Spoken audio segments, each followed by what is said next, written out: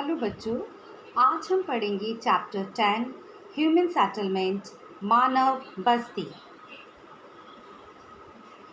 Rural and urban settlement बस्तियों का वर्गीकरण ग्रामीण और नगरीय बस्तियों में किया जाता है।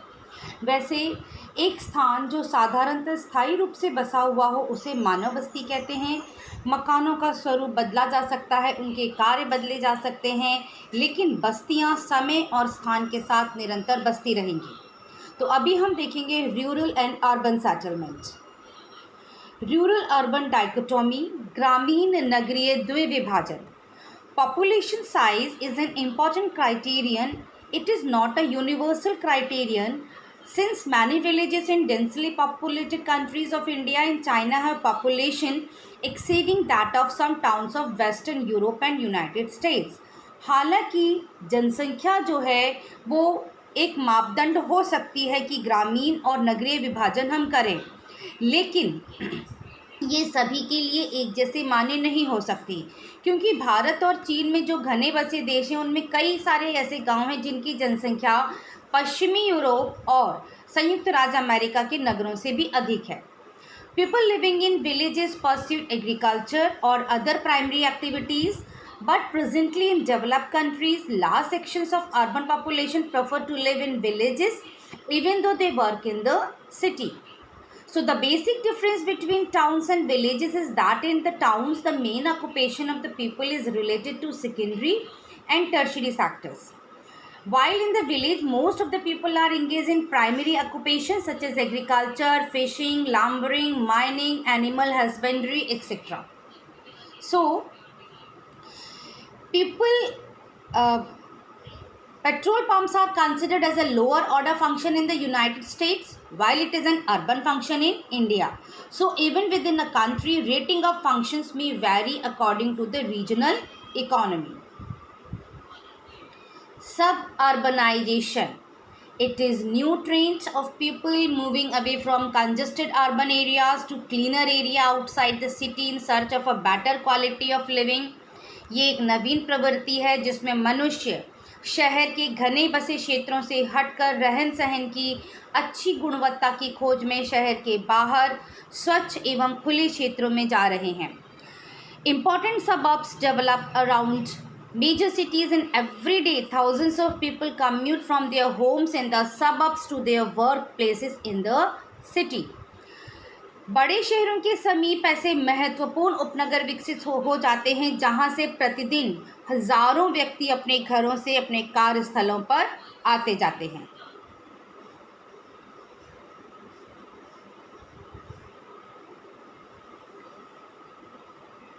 The census of India. If we talk about the Indian urbanization or Indian rural and urban dichotomy, so 1991, the census of 1991 defines urban settlement as place which have municipality, corporation, cantonment board or notified town area committee have a minimum population of 5,000 persons. At least 75% of male workers are engaged in non-agricultural pursuits and a density of population of at least 400 persons per square kilometer are urban. 1991 की भारतीय जनगणना में नगरीय बस्ती को इस प्रकार परिभाषित किया गया है कि वे सभी स्थान नगर कहलाएंगे जहां नगर पालिका हो, निगम हो, छावनी बोर्ड या अधिसूचित नगरीय क्षेत्र समिति हो और कम से कम 5,000 व्यक्ति वहां निवास करते हों, जिसमें से 75% पुरुष श्रमिक गैर कृषि कार्यों में संलग्न हों और जनसंख्या का घनत्व 400 व्यक्ति प्रति वर्ग किलोमीटर हो। Types and patterns of settlement, बस्तियों के प्रकार और प्रतिरूप।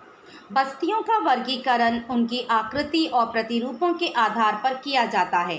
आकृति के आधार पर बस्तियों को हम जिन भागों में बांटते हैं उनमें सबसे पहला है कॉम्पैक्ट और nucleated settlements, संहत Basti. These settlements are those in which large number of houses are built very close to each other. इसमें मकान एक दूसरे के समीप बनाए जाते हैं। इस तरह की बस्तियों का विकास नदी घाटियों के सहारे या उपजाऊ मैदानों में होता है।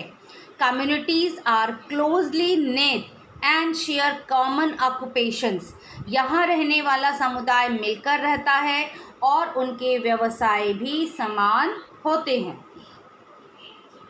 The second is dispersed settlement, प्रकीर्ण बस्ती। In these settlements houses are spaced far apart and often. आप यहाँ देख सकते हैं मकान बहुत दूर दूर बने हुए दिखाई दे रहे हैं आपको। Cultural feature such as a place of worship और a market binds the settlement together. Rural settlements, ग्रामीण बस्ती। ग्रामीण बस्ती अधिक निकटता से और प्रत्यक्ष रूप से भूमि से नज़दीकी संबंध रखती है। most closely and directly related to land, dominated by primary activities such as agriculture, animal husbandry, fishing, etc. and size is relatively very small. ग्रामीण बस्तियों का आकार अपेक्षाकृत छोटा होता है। फैक्टर्स इन्फ्लुएंसिंग रूरल सेटलमेंट्स, ग्रामीण बस्तियों को प्रभावित करने वाले कारक। इनमें सबसे पहला कारक है water supply.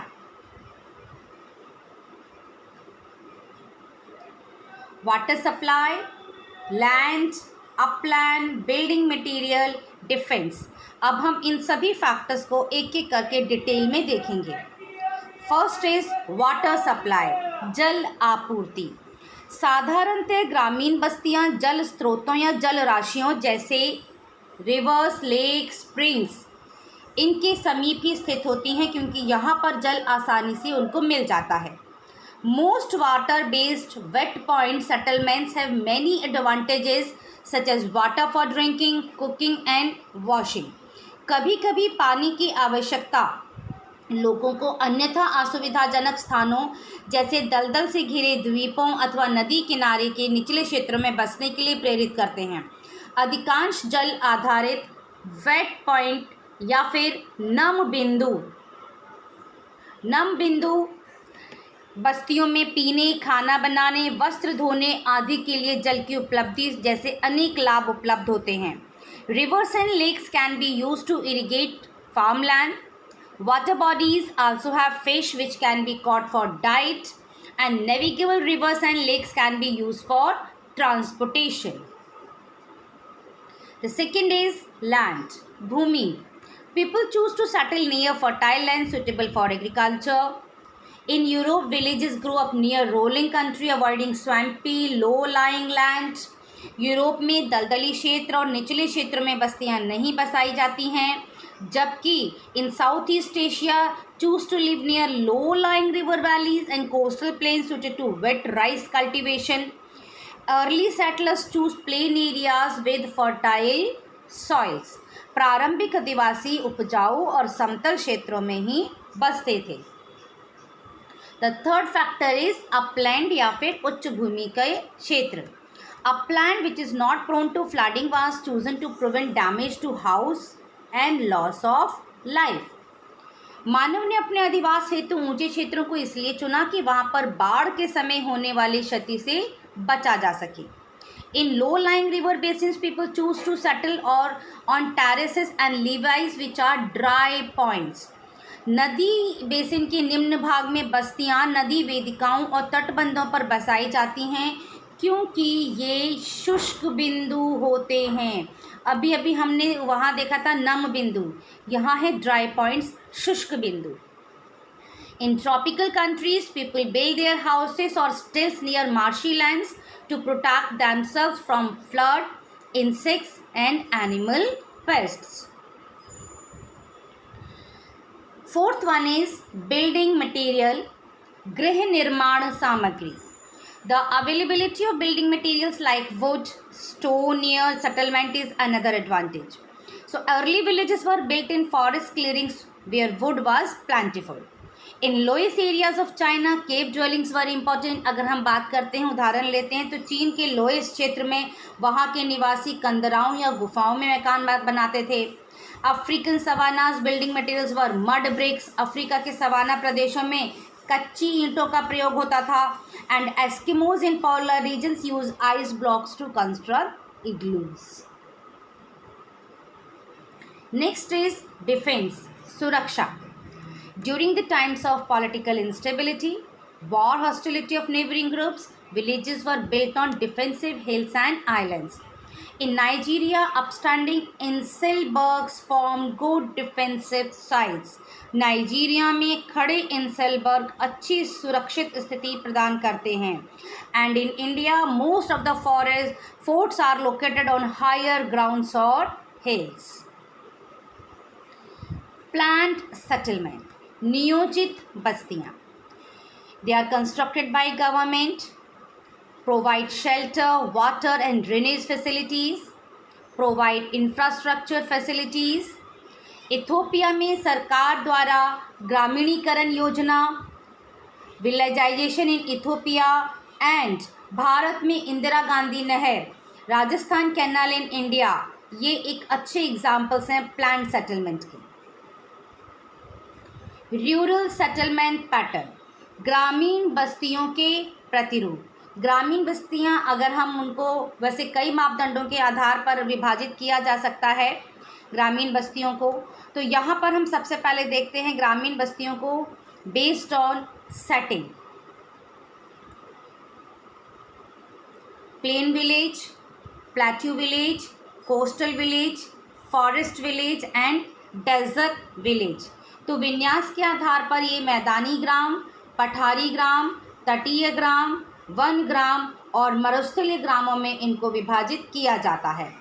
On the based on functions, अगर हम कार्य के आधार पर देखें तो फार्मिंग विलेजेस, कृषि ग्राम, फिशरमैन विलेजेस, मछुआरों के ग्राम, लंबरजैक विलेजेस, लकड़हारों के ग्राम एंड पेस्टोरल विलेजेस, पशुपालक ग्रामों में इनका वर्गीकरण किया जाता है। बेस्ड ऑन शेप्स, बस्तियों की आकृति के आधार पर हम इन्हें ज्योमेट्रिक आकृतियों में बांटते हैं, जैसे लीनियर यानी रैखिक, रेक्टेंगुलर यानी आयताकार, सर्कुलर वृत्ताकार, स्टार शेप्ड तारे के आकार की, टी शेप्ड टी के आकार की, डबल विलेज दोहरे ग्राम और क्रॉस शेप्ड विलेज यानी कि चौक पट्टी।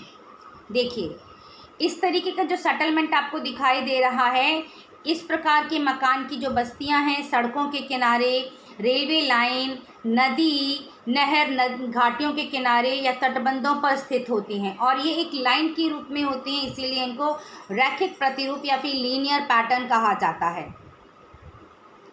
Rectangular, such patterns of rural settlements are found in plain areas or wide inter-mountain valleys. The roads are rectangular and cut each other at right angles. Circular, वृत्ताकार प्रतिरूप, जैसा कि आप इस चित्र में भी देख रहे हैं, तो इस प्रकार के गांव झीलों एवं तालाबों आदि क्षेत्र के चारों ओर बस्ती बस जाने से विकसित होते हैं।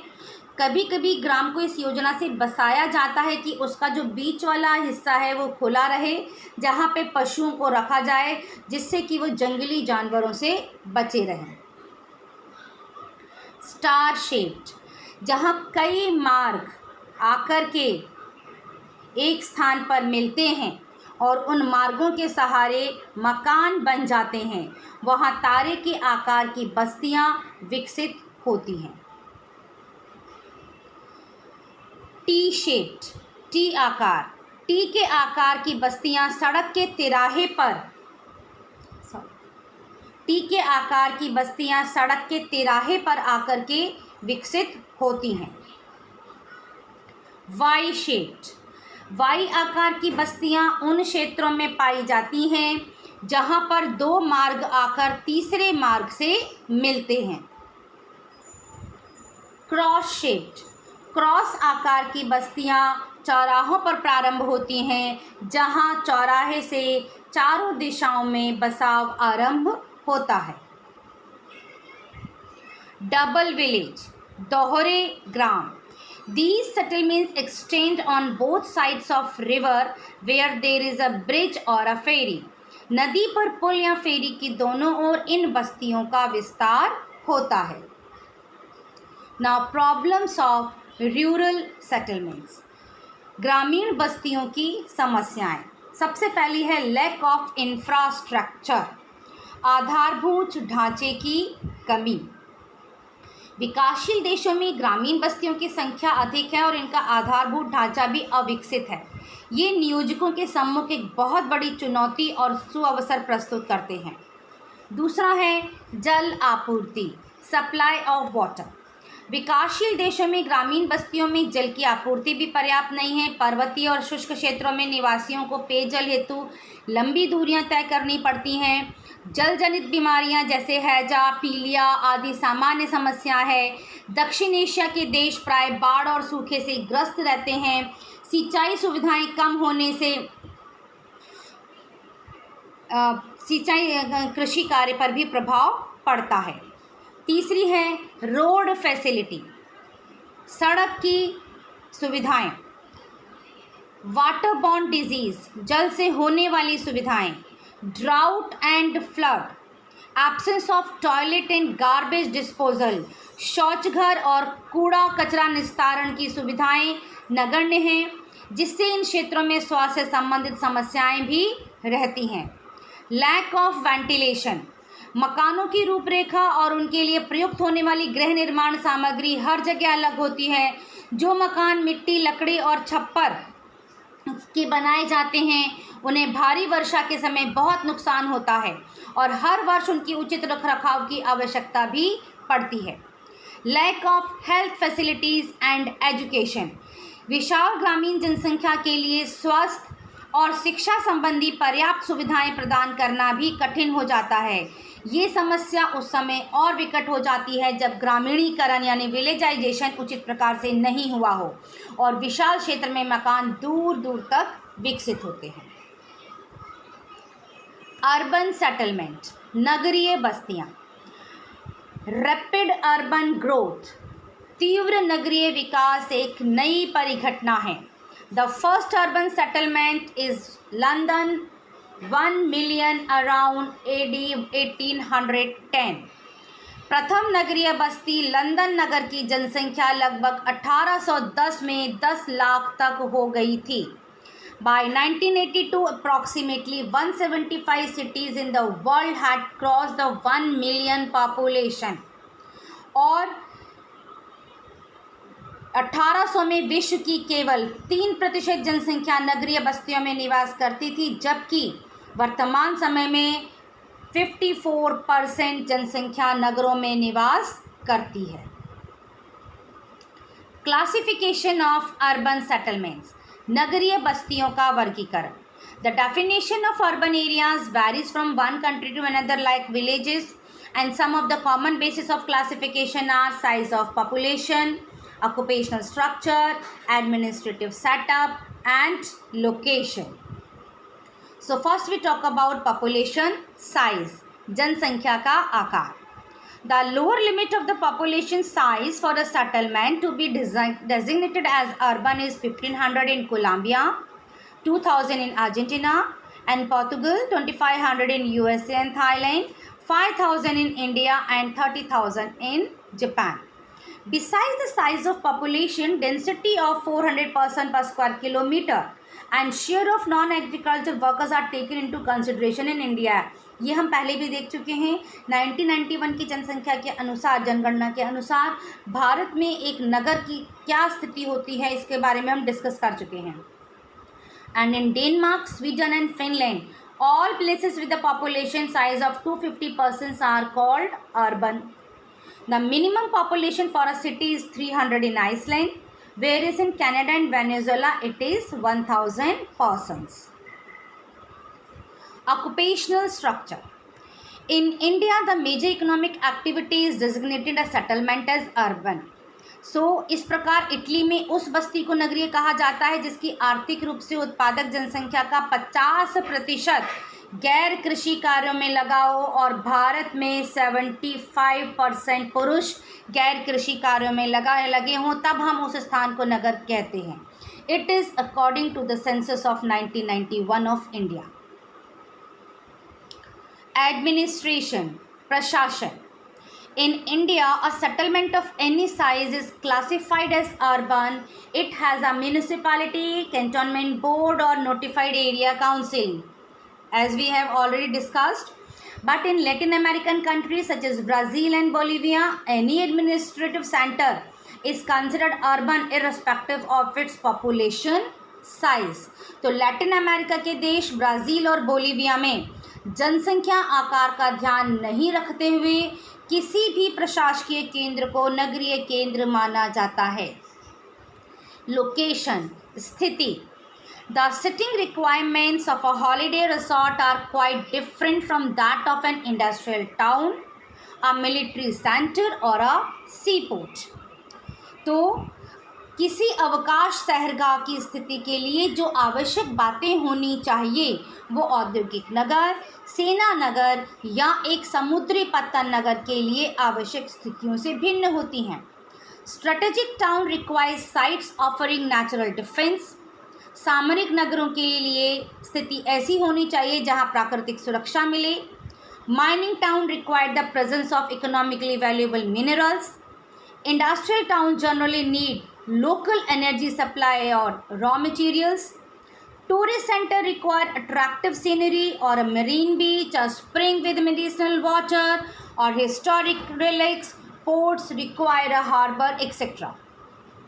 So location of the earliest urban settlement were based on the availability of water, building materials and fertile land.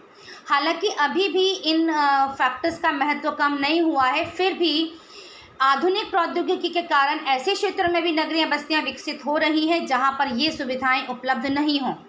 Pipelines के द्वारा जल दूर दूर तक पहुंचाया जा सकता है. यातायात के साधनों के माध्यम से गृह निर्माण सामग्री भी एक जगह से दूसरी जगह कहीं भी ले जाई जा सकती है. So the urban centres which are located close to an important trade route have experienced rapid development.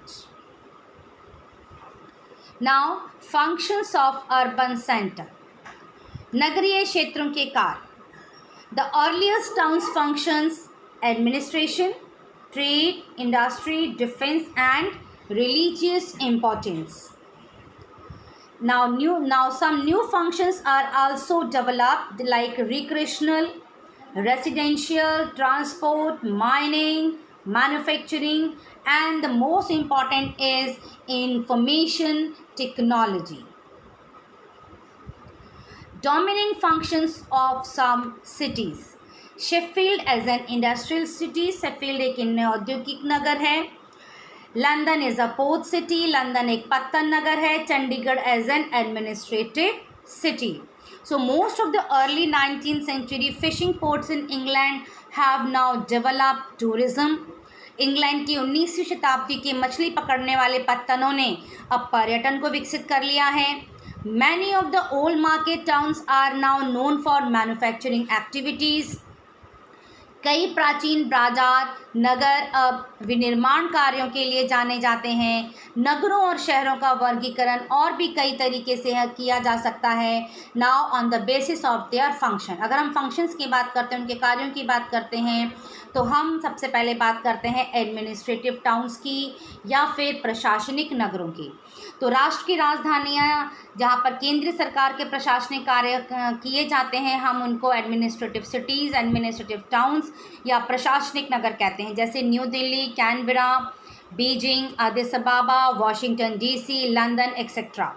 And provincial subnational towns can also have administrative functions. For example, Victoria is the capital of British Columbia, Albany is New York, and Chennai is the capital of Tamil Nadu. Second is trade and commercial towns. व्यापारिक और व्यावसायिक नगर. कृषि बाजार कस्बे जैसे Winnipeg और Kansas नगर. Banking और वित्तीय कार्य करने वाले नगर जैसे फ्रैंकफर्ट और एम्स्टर्डम. विशाल अंतर्देशीय केंद्र जैसे मैनचेस्टर एंड सेंट लुइस. और परिवहन के केंद्र जैसे लाहौर, बगदाद और आगरा. कल्चरल टाउन्स या फिर सांस्कृतिक नगर. Places of pilgrimage such as Jerusalem, Mecca, Jagannath-puri and Varanasi are considered as cultural towns. These urban centers are great religious importance. Additional functions of the cities. नगरों के अतिरिक्त कार्य। अगर हम नगरों के अतिरिक्त कार्यों की बात करते हैं तो health and recreation like Miami and Panaji, industrial Pittsburgh Jamshedpur, mining and quarrying Broken Hill and Dhanbad, transport Singapore and Mughal Sarai are the good examples of these cities. Urbanization. Urbanization means the increase in the proportion population of a country who live in urban areas. The most important cause of urbanization is rural-urban migration. During the late 1990s, some 20 to 30 million people were leaving the countryside every year and moving into towns and cities. Developed countries experienced rapid urbanization during the 19th century. और 20वीं शताब्दी के उत्तरार्ध में विकासशील देशों में नगरीकरण बहुत तेजी से हुआ है. Classification of towns on the basis of their forms. आकृति के आधार पर नगरों का वर्गीकरण. लीनियर, जैसा कि हमने ग्रामीण बस्तियों में भी पढ़ा था, वर्गाकार, स्क्वायर, क्रिसेंट, तारे के आकार का, या फिर अर्धचंद्राकार, चापाकार हो सकता है. वास्तव में किसी भी नगर की आकृति वास्तुकला और भवनों की शैली वहाँ की ऐतिहासिक और सांस्कृतिक परंपराओं की देन होती है. So, the form of settlement, architecture and style of buildings and other structures are an outcome of its historical and cultural traditions. Towns and cities of developed and developing countries reflect marked differences in planning and development. अगर हम बात करते हैं चंडीगढ़ और Canberra, ये दोनों planned cities हैं. अब हम बात करेंगे, एक एग्जाम्पल लेंगे एक सिटी का, Addis अबाबा.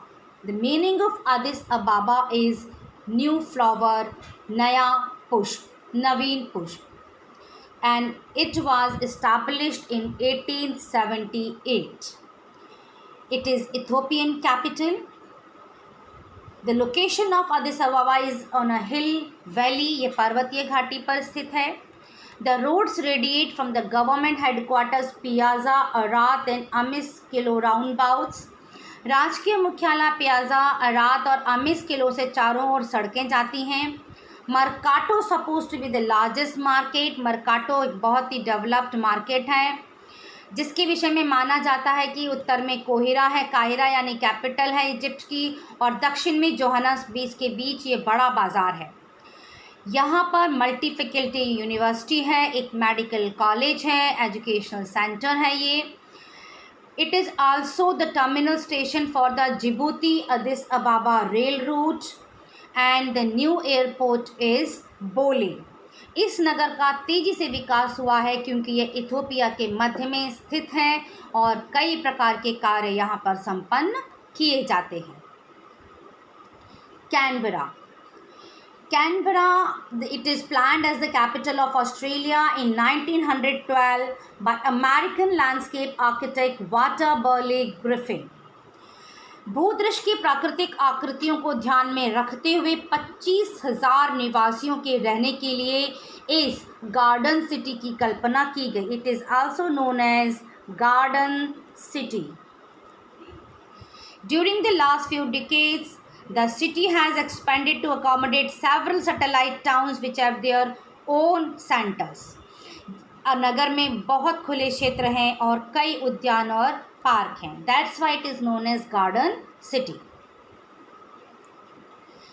Now, the classification of urban settlements on the basis of size and available facilities.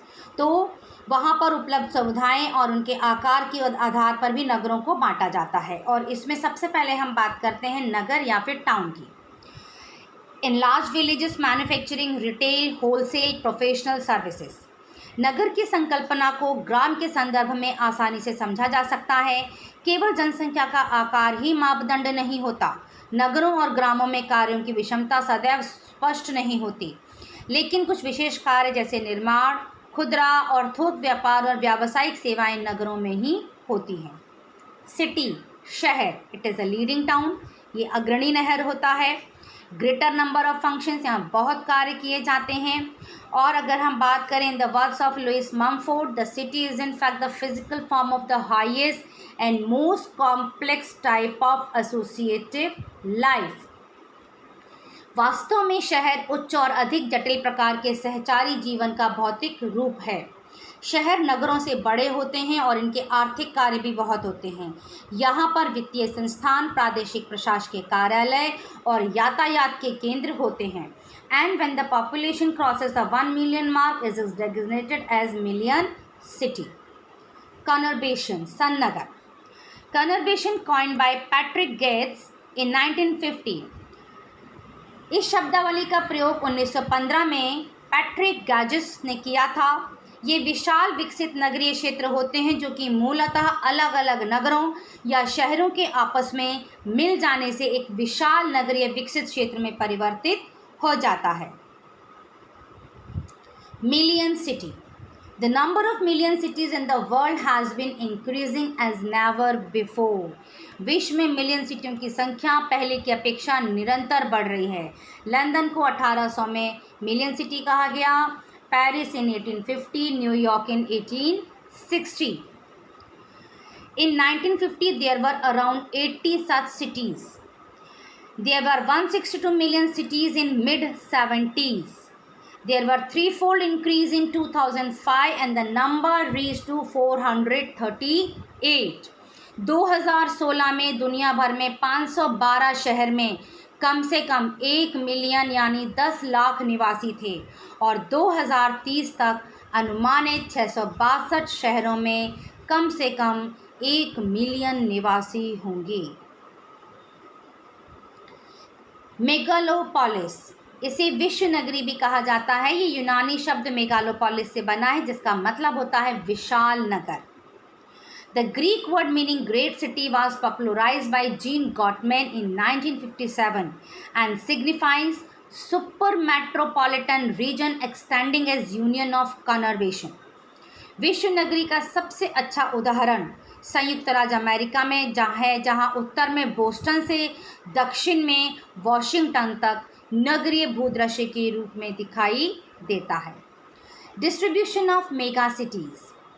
Population more than 10 million.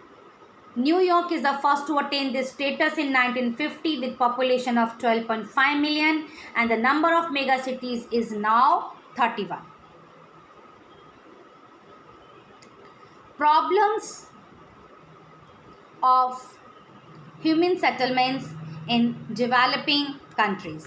विकासशील देशों में मानव बस्तियों की समस्याएं।